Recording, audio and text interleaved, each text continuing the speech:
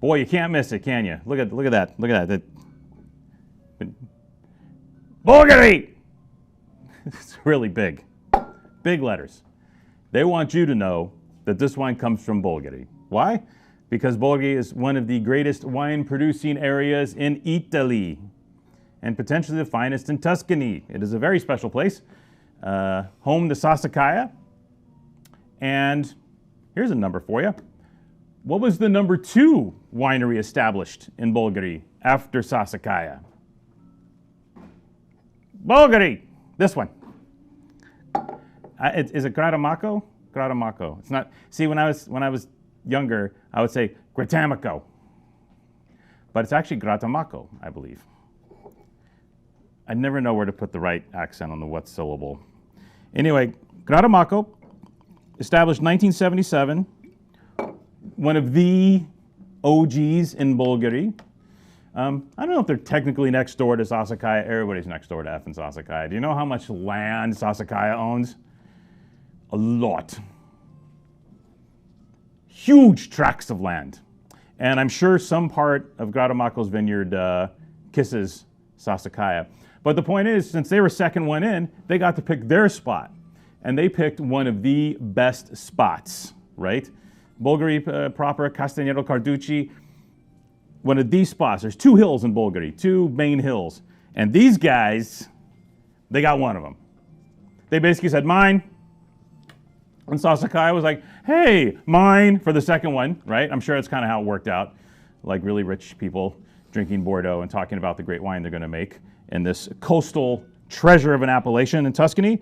And accordingly, Grattamacco nailed it out of the park. Now, hit it out of the park. Now, here's the deal. Their style of wine, even from very early on, was never a blockbuster style. And to be honest, Sassicaia's wasn't either, right?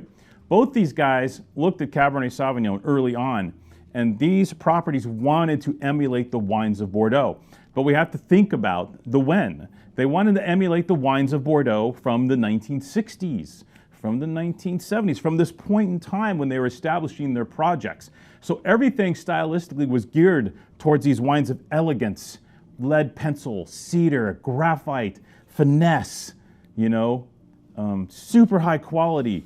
And Grattamacco really never strayed from that. Sassicaia, they kind of pumped up the volume a little bit, and then Ornellaia came on, and it was like, and Bolgheri spun out of control with, bigger and bigger wines, amplification, type wines as Bolgheri marched on and gained its reputation as a top-notch growing area in Italy. But Grattamacco always stuck to their guns. And accordingly, the wines always have this beam right through the center of them, which I absolutely adore. And especially since the Teppa Bertarelli family took over the property, starting I think in 2002. From there, we saw a marked qualitative increase while the wines maintain their elegant, beautiful, fine-lined mojo, right? Super important to note that they didn't come in and alter the style of Grattamacco, they merely enhanced it. And accordingly, this is one of the most compelling estates in Italy today. Their 2018, I think it was, not a vintage of the century. Boy, that was about the wine of the vintage in Bolgheri. I put that wine up straight up next to all the big boys in 18. And it was just absolutely gorgeous. And today we're featuring, because they make a fancy one and a less fancy one. The fancy one's always labeled as Bolgheri Superiore, but the junior ones are labeled Bolgheri Rosso. Now when I say Rosso, that is not, okay, let's get one thing straight. If it says Rosso on the bottle, it doesn't mean it's cheap. I've talked to many a client, oh, it's a Rosso, I'm not interested. Sir, Rosso means red in Italian.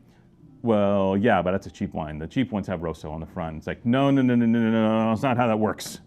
The technical name of the appellation is Bolgheri Rosso, okay? That's what this is.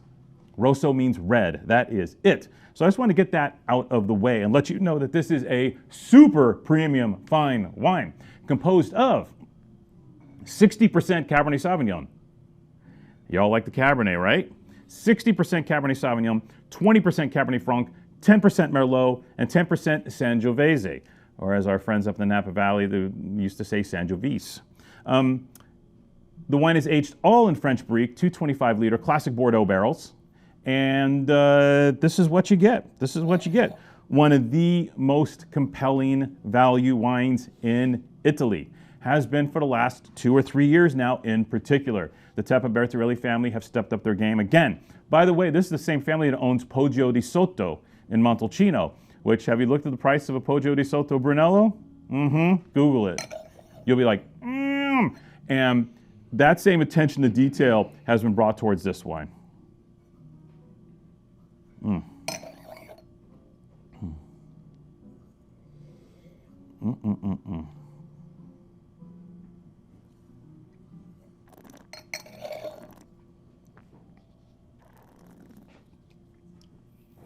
The same. It's so unbearably fine for the money, you know? It's very Margot-y today, you know? The florals are here. The 10% Sangiovese makes its presence felt. There's a slight hint of that balsamic character, which I absolutely adore. Classic, great Sangiovese. The Franc is there. And the Cabernet is that more cassis, Frenchy style of Cabernet Sauvignon, not a Napa wine, not hyper extracted, not over the top, so fine, a touch racy, but in that perfect way that you want to drink more of it, right?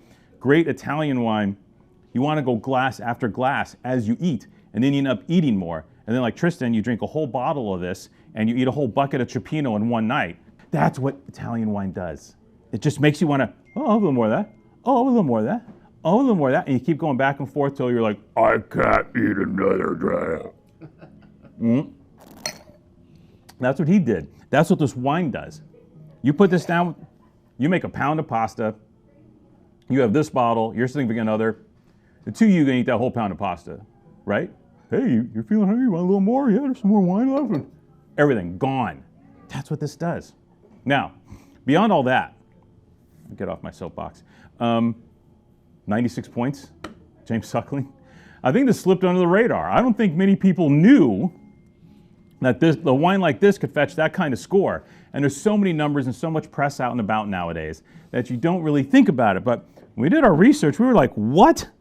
Because we tasted it, loved it, bought it, did the research, and we're like, well, damn, we need to send this as an email offer. Because it's gorgeous wine, it's from Bolgheri, it's 2/3 Cabernet, and it has 96 friggin' points from Suckling. That to me says, buy. Does it say that to you? I think it does. So click down below. Oh, by the way, the Rockstar IT guys at B have been telling me to make sure to tell you to like our page, to subscribe to our daily videos if you want to see more of this. We know a lot of you are watching. The watches have gone through the roof in the last 6 or 7 months.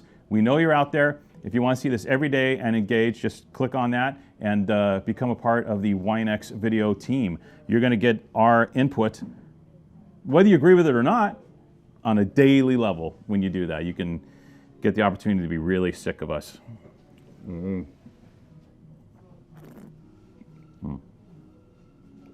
25 bucks.